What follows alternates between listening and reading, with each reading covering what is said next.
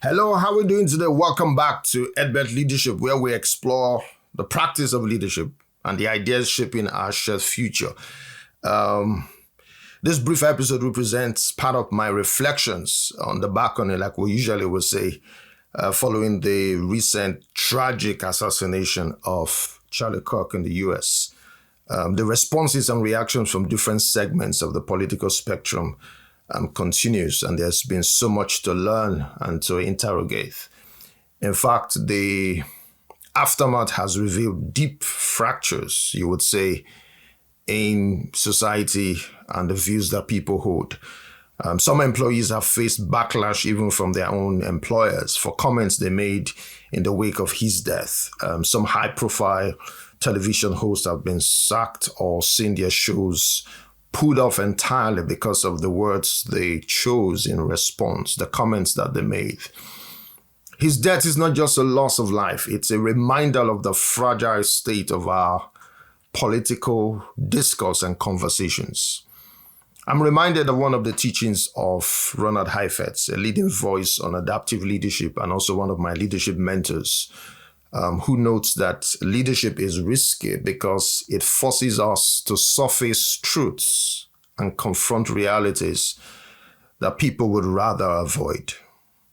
And in times like this, when public debate is shrinking and extremism is on the rise, this risk become more visible.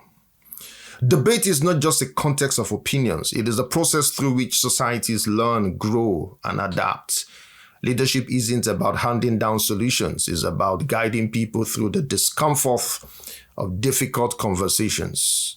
When citizens can disagree openly, test assumptions, and wrestle with competing values, the whole community gains resilience. But what happens when we close ourselves off? When people on the far left and the far right refuse to hear one another? We'll lose the holding environment, that crucial space where diverse voices, even in tension, can coexist and find a way forward. Without it, fear and polarization takes the place of trust and dialogue. This polarization is one of the greatest challenges to our leadership culture today. Across the political spectrum, we see people retreating into echo chambers, dismissing others not just as wrong, but as illegitimate, even dangerous. That refusal to engage weakens the very foundation of society. A healthy community cannot be built on silencing dissent or treating opponents as enemies. It is built on the courage to step into debate, even when it feels risky, even when it is uncomfortable. To deny ourselves that struggle is to deny ourselves growth. Leadership always comes with risk, but that risk is necessary for transformation. Individuals who step forward to foster dialogue are taking on danger, but they are also creating the possibility of a stronger, more adaptive society. Violence, on the other hand, ends dialogue. It collapses the possibility of learning and locks us in circles of fear. The assassination of Charlie Kirk is a stark warning. If we cannot find ways to engage across divides, we risk losing not just significant authority figures, but the very capacity to govern ourselves together. So what do? We have to recommit. Recommit to engaging differences. Recommit to protecting spaces for dialogue. Recommit to resisting the pull of extremism that thrives on division and silence. Building a great society will not come from uniformity, but from the courage to debate, to disagree, and to keep moving forward together.